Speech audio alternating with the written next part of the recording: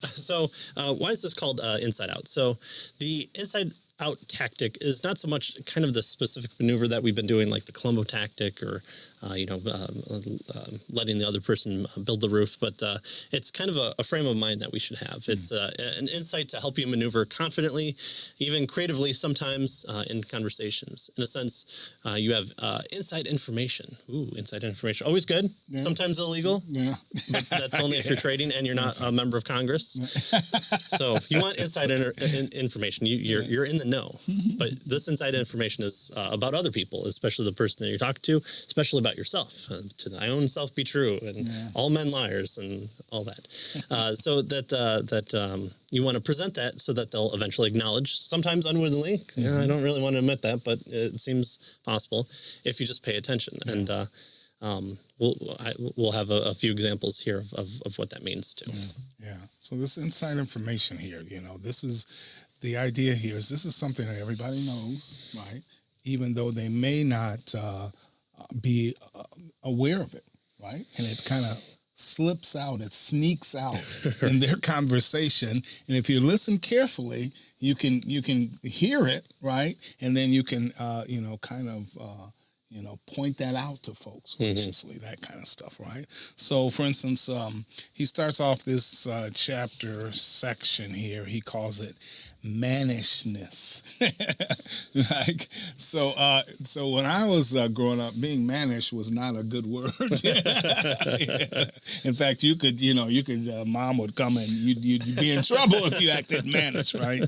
But he's not using it in the way that we used it way back then, right? So what is this mannishness? Well, the insight tactic, this one is based on an insight from the late Francis Schaeffer, he tells us. And Schaeffer's insight is tied to the question, what does it mean to be human?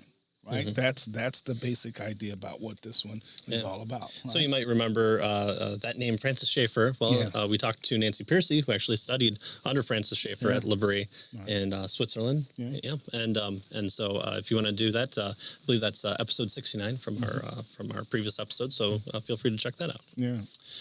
So in Schaeffer's own word here, what he means by kind of the mannishness of man is that man is different from non-man. Yeah, look at that. Using philosophy right there. He says that human beings are special, unique, unlike anything else in the created realm. We're kind of this crowned with glory and honor, as David puts it in Psalm 8:5. And this is the mannishness of man. We are men in the sense of like humanists. Obviously, calling everybody men is problematic these days, but that's what Francis Schaeffer here means. So what he's getting by this is that because we all live in God's world and are all made in God's image, right? We're all image bearers. We're all created with this kind of special purpose, this imago Dei, as the Reformers Latinly called us, and we're kind of God's representatives here on earth. We are made on the sixth day as this special creation. We're not part of the animals. We're made alongside the animals and on day 6, but we have certain attributes that we share with God. There are certain qualities that He shares with us, but ultimately, kind of this image is an idea of we're emissaries for God. We're emissaries for the King, and we're declaring with showing our faces as something special and representative. So it's not that God the Father has this body, or we're representing the second person of the Trinity. Our image is being bared by us declaring just by living our life. God is real. He's put us here, and he's to be honored and worshipped. So that's we have communication with God. We have reason. He's given us dominion over the physical world. So those are some of the things that's what helps us make us non-man, or makes the non-men not men. And so he says that we're all made in this image of God. There are things all people know that are embedded deep within our hearts, profound things about our world and about ourselves, even though we deny them or our worldviews disqualify them. So there's an aspect of humanity. Why do we preach the gospel to all men, all types of men? Because each one has the image of God. We're kind of speaking about that to that person in that same manner. We don't go and witness to dogs or horses or trees. Right. But those things are affected by man's special nature within the created realm.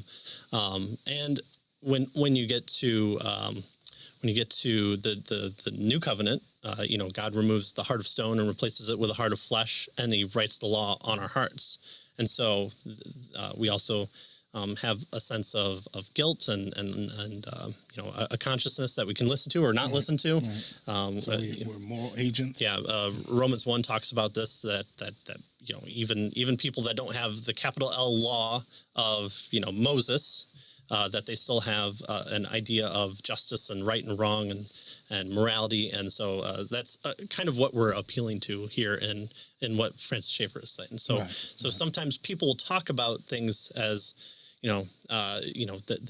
that God doesn't exist, and here are the qualities of the world of God not existing, but then they'll slip in something that seems to contradict that. Yeah. And so it's kind of going back to the sibling rivalry or the infanticide. Sometimes they'll bring in something that they don't really want to, but it's also really hard for them to give it away. Yeah, good. So this knowledge can make a big difference, obviously, in our conversations with other people. Mm-hmm.